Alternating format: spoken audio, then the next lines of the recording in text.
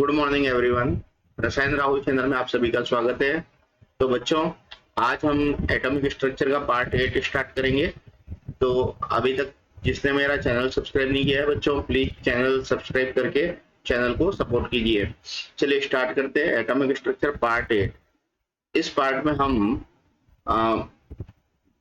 Bohr model की limitations को देखेंगे और उसके बाद में एक्चुअल में बोहर मॉडल को जो इम्प्रूवमेंट करने के लिए जो मॉडल दिए गए, तो उसके लिए ड्यूअल नेचर या ड्यूअल बिहेवियर ऑफ मैटर और अनसर्टेनिटी प्रिंसिपल, इन दोनों का बहुत बड़ा कंट्रीब्यूशन था। तो हम इस पार्ट में ड्यूअल बिहेवियर ऑफ मैटर को भी डिस्कस करेंगे। चलिए स्टार्ट करते हैं हम बच्चों। Limitation of Bohr model of atom. Bohr model की लिमिटेशंस को देखते हैं। तो बोहर मॉडल ने क्या किया था? बोहर मॉडल ने एटम की स्टेबिलिटी को एक्सप्लेन किया और लाइन स्पेक्ट्रम को एक्सप्लेन किया हाइड्रोजन के। लेकिन उसने उसके एटम की कुछ लिमिटेशंस थी। एटम के स्ट्रक्चर की जो मॉडल दिया था उसमें कुछ लिमिटेशंस थी। बोहर मॉडल जो एक्चुअल में स्पेक्ट्रल लाइन की फाइन डिटेल को एक्सप्लेन नहीं कर पाया। क्या नहीं एक्सप्लेन कर पाया? फाइनर डिटेल ऑफ हाइड्रोजन स्पेक्ट्रम, इसको बोहर मॉडल एक्सप्लेन नहीं कर पाया। तो एक्चुअल में क्या होता है कि जो क्लोजली स्पेस लाइन होती है उसको एक्सप्लेन नहीं कर पाया। और ये पता कैसे चलता है? एक सोफिस्टिकेटेड स्पेक्ट्रोस्कोपिक टेक्निक से ही ये फाइनल डिटेल पता चलती है। ओके, नेक्स्ट देखिए। बोहर ने जो अपना एक्सप्लेनेशन दिया था वो सिंगल इलेक्ट्रॉन कंटेनिंग स्पीशीज के लिए दिया था। सिंगल इलेक्ट्रॉन कंटेनिंग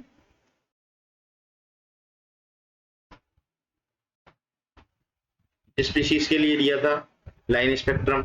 लेकिन वो मल्टी इलेक्ट्रॉन कंटेनिंग एटम के बारे में एक्सप्लेन नहीं कर पाया, है ना, कि स्पेक्ट्रम को मल्टी इलेक्ट्रॉन कंटेनिंग एटम के इलेक्ट्रॉन को एक्सप्लेन नहीं कर पाया।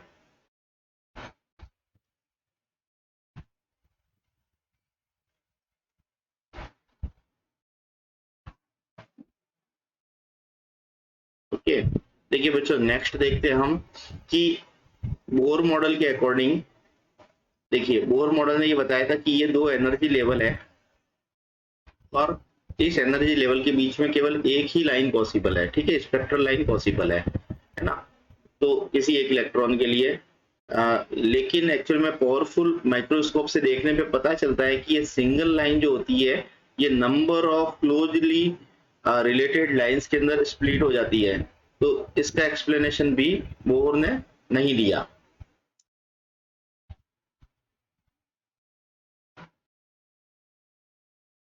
बच्चों, इसके अलावा बोहर ये एक्सप्लेन नहीं कर पाया कि मैग्नेटिक फील्ड के स्पेक्ट्रल लाइन पे होने वाले इफेक्ट को भी एक्सप्लेन नहीं कर पाया। ठीक है, मतलब जो हाइड्रोजन स्पेक्ट्रम में जो स्पेक्ट्रल लाइन मिलती है उस पे मैग्नेटिक फील्ड का इफेक्ट क्या होता है उसको भी एक्सप्लेन नहीं कर पाया।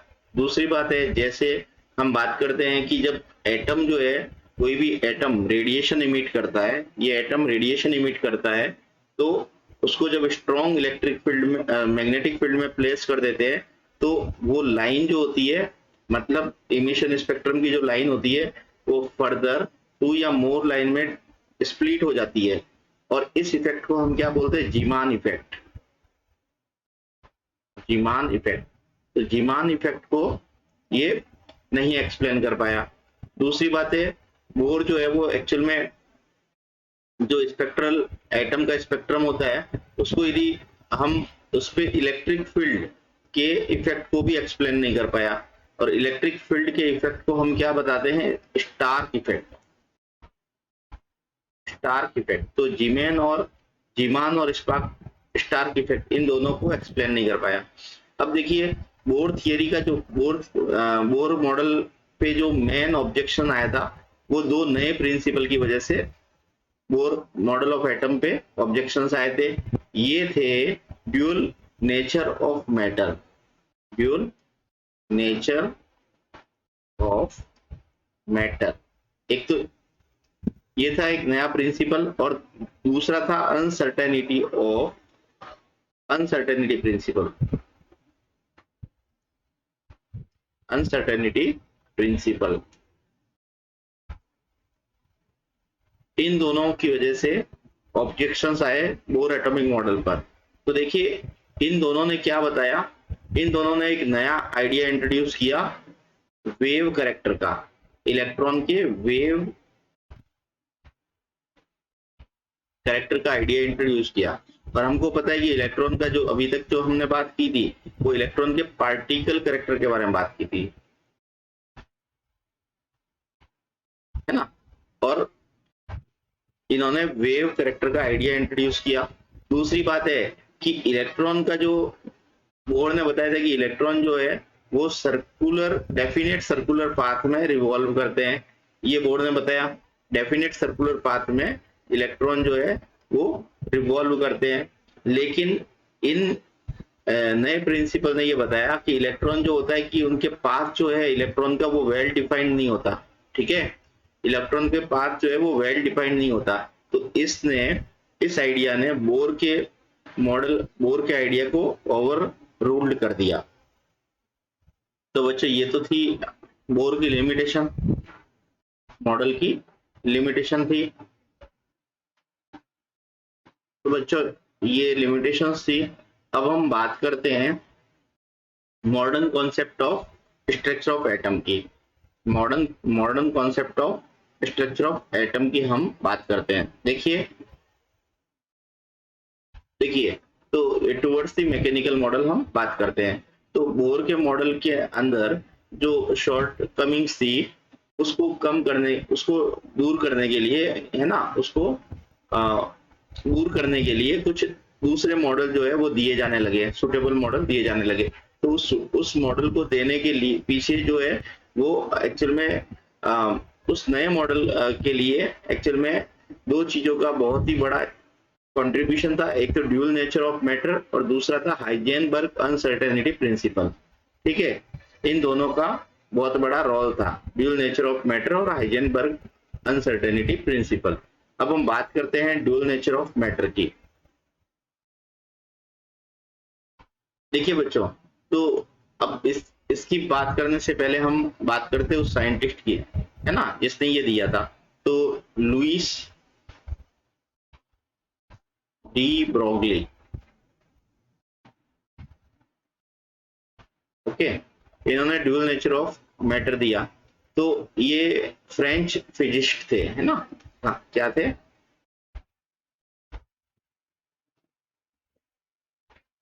ये फ्रेंच फिजिसिस्ट थे। इन्होंने हिस्ट्री की स्टडी करी थी अंडर ग्रेजुएट तक। इन्होंने यूजी लेवल में क्या पढ़ा था बच्चों, हिस्ट्री, यूजी लेवल तक। लेकिन एक्चुअल में फर्स्ट वर्ल्ड वॉर के बाद में इन्होंने एक असाइनमेंट लिखा था साइंस पे, जिसमें वो असाइनमेंट था रेडियो कम्युनिकेशन का, है ना, रेडियो कम्युनिकेशन पे एक असाइनमेंट लिखा, जिसकी वजह से इनका साइंस में बहुत ही ज्यादा इंटरेस्ट बढ़ गया और इन्होंने फिजिक्स में बहुत ही बढ़िया काम किया और इनको 1929 में नोबेल प्राइज मिला, ठीक है, फिजिक्स में इनको नोबेल प्राइज मिला। तो बच्चों ये ड्यूल नेचर ऑफ मैटर जो है वो क्या है, मैं एक्सप्लेन करता हूं आपको। देखिए सबसे पहले आइंस्टीन ने बताया,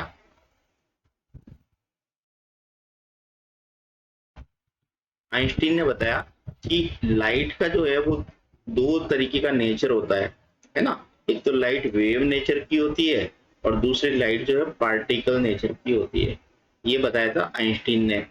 अब देखिए इन्होंने डी ब्रोगली ने 1924 में ये बोला कि एक्चुअल में जिस तरीके से लाइट से वेव और पार्टिकल दोनों नेचर शो करती है, वैसे का वैसा सारी ही microscopic material, all the microscopic material जो होते हैं वो जैसे इलेक्ट्रॉन हो गए, प्रोटॉन हो गए, है ना, एटम्स हो गए और मॉलिक्यूल्स हो गए, ये सारे ही माइक्रोस्कोपिक पार्टिकल जो होते हैं वो ड्यूअल कैरेक्टर शो करते हैं। क्या करते हैं, ड्यूअल कैरेक्टर शो करते हैं।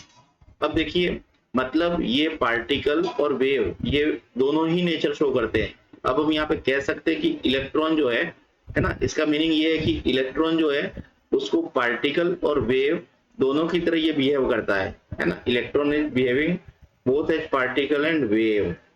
मतलब इन्होंने ये बोला कि सारे ही माइक्रोस्कोपिक पार्टिकल जो है वो वेव और पार्टिकल नेचर शो करते हैं या बिहेव करते हैं। तो देखिए डी ब्रोगली ने ये सारे ही मैटर के लिए, माइक्रोस्कोपिक मैटर के लिए बताया था।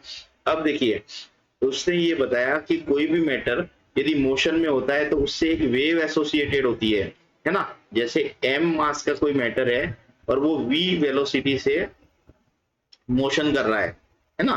तो देखिए ये m मास का एक मैटर है, ये v वेलोसिटी से मोशन कर रहा है, तो इससे जो है एक वेव एसोसिएट होती है और उस वेव की एक वेवलेंथ होती है। क्या होती है बच्चों? वेवलेंथ होती है। और उस वेवलेंथ की वैल्यू उसने दी lambda is equal to h upon m v. h क्या होता है बच्चों? ये होता है प्लैंक कांस्टेंट। ये मतलब आपका जो पार्टिकल था उसका मास और v जो है पार्टिकल की वेलोसिटी। ओके, तो इस mv को हम मोमेंटम लिख सकते हैं, h अपॉन p लिख सकते हैं। ओके, तो ये उसने एक रिलेशन दिया।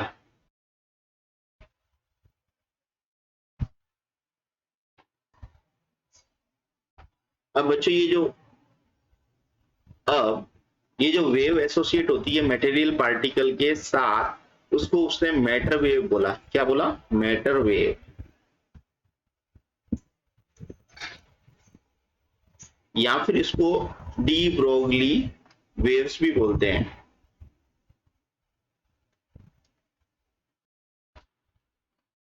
ओके, अब हम इसका डेरिवेशन देख लेते हैं। देखिए डी ब्रोगली रिलेशनशिप का डेरिवेशन। तो डी ब्रोगली ने क्या किया था एक्चुअल में, इसने मास और एनर्जी रिलेशनशिप को कंबाइन किया। जो मास और एनर्जी रिलेशनशिप किसने दिया था? मैक्स प्लांक और आइंस्टीन ने। और इन दोनों को उसने क्या किया? मैक्स प्लांक और आइंस्टीन के कॉन्सेप्ट को कंबाइन करके इस अपना डी ब्रोगली ने अपना एक कॉन्सेप्ट दिया। ठीक है, तो प्लांक के अकॉर्डिंग देखिए बच्चों, प्लांक्स का जो एनर्जी ऑफ फोटोन और wavelength of frequency of photon के बीच में जो रिलेशन था वो ये था E equal to h nu. मतलब ये फोटोन की एनर्जी है और ये फोटोन की फ्रीक्वेंसी है, तो ये रिलेशन था। तो ये तो प्लांक की थियरी थी। दूसरा था आइंस्टीन। आइंस्टीन ने क्या दिया था बच्चों? मास और एनर्जी का रिलेशनशिप दिया था E equal to M C square. Okay, अब इसको इसने कंबाइन कर दिया, एच न्यू को एम सी स्क्वायर के इक्वल कर दिया। और यहाँ पे देखिए सी क्या होता है? न्यू इंटू लैम्बडा होता है। न्यू क्या हो जाएगा? सी अपॉन लैम्बडा हो जाएगा। तो यहाँ पे इस न्यू की जगह पे सी बाई लैम्बडा लिख दिया equal to M C square. एक सी से एक सी को काट दिया। एच अपॉन लैम्बडा क्या हो जाएगा? M C. और लैम्बडा क्या हो जाएगा? H upon M C. ये हो गया। इक्वेशन जो है वो फोटोन के लिए वैलिड है। क्या है बच्चों? फोटोन के लिए, क्योंकि हमने यहाँ पे ये प्लैंक ने जो फोटोन की बात करी थी, तो यहाँ जो रिलेशन आया वो फोटोन के लिए वैलिड है।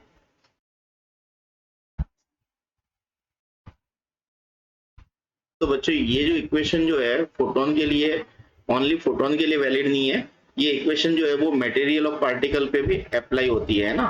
तो पार्टिकल मटेरियल पार्टिकल पे भी अप्लाइड होती है। तो यहाँ पे आप यदि इलेक्ट्रॉन के मास की जगह पार्टिकल का मास जो है वो आप यूज कर सकते हैं, और लाइट की वेलोसिटी की जगह पे आप पार्टिकल की वेलोसिटी यूज कर सकते हैं। तो रिलेशन कैसे आएगा? h equal to lambda is equal to H upon M C था, तो वहां पे एम वी लिख देंगे, है ना। तो एम वी क्या होता है बच्चों? मोमेंटम होता है। तो lambda is equal to H upon P, है ना, ये होता है। तो ये आपका डी ब्रोगली इक्वेशन है, lambda equal to H upon P. मतलब जो वेवलेंथ होती है वो मोमेंटम के इनवर्सली प्रोपोर्शनल होती है। मोमेंटम के इनवर्सली प्रोपोर्शनल होती है। अब हम बात करते हैं इसकी जस्टिफिकेशन की, है ना। तो देखिए ड्यूअल नेचर ऑफ जो मैटर है उसका जस्टिफिकेशन क्या है। तो सबसे पहले जस्टिफिकेशन दिया गया कि हम इसने बताया कि पार्टिकल और वेव नेचर होता है ना, जितने भी माइक्रोस्कोपिक मटेरियल होता है पार्टिकल होता है उसका। तो पार्टिकल नेचर इसका जस्टिफिकेशन कैसे आया, देखिए तो एक्चुअल में क्या किया था, इलेक्ट्रॉन को यहाँ पे कुछ ऑब्जर्वेशन से पता चला कि इलेक्ट्रॉन का पार्टिकल नेचर होता है।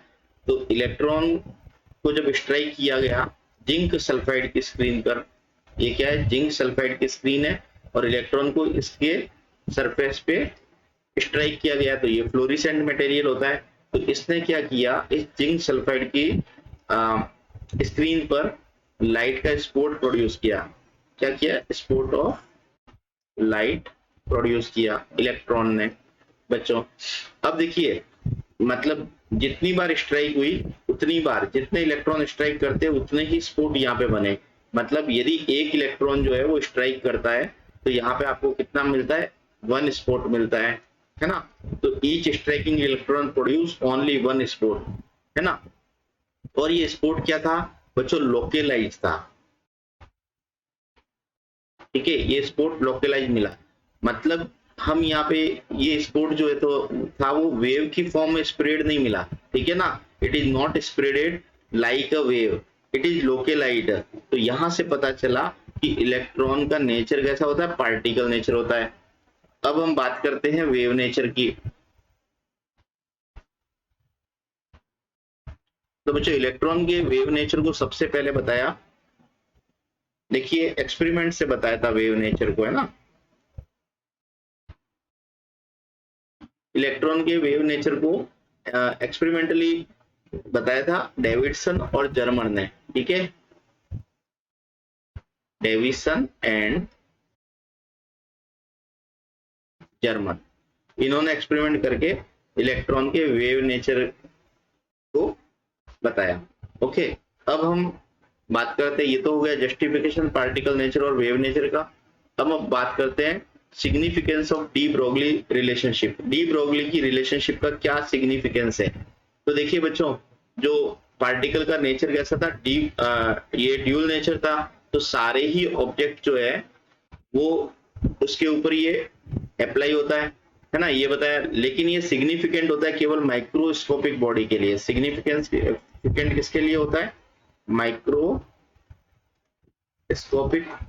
बॉडी, मतलब बहुत ही छोटे छोटे पार्टिकल्स पे ये एप्लीकेबल होता है, सिग्निफिकेंट होता है। तो देखिए जितनी भी लार्ज बॉडी होती है, जैसे मैं एग्जांपल लेके आपको समझाता हूँ, जितनी भी लार्ज बॉडी होती है ना, उससे जो वेवलेंथ एसोसिएटेड होती है वो वेवलेंथ बहुत ही स्मॉल होती है। कैसी होती है बच्चों, वेवलेंथ बहुत ही छोटी वेवलेंथ होती है, और इस वेवलेंथ को हम मेजर नहीं कर सकते।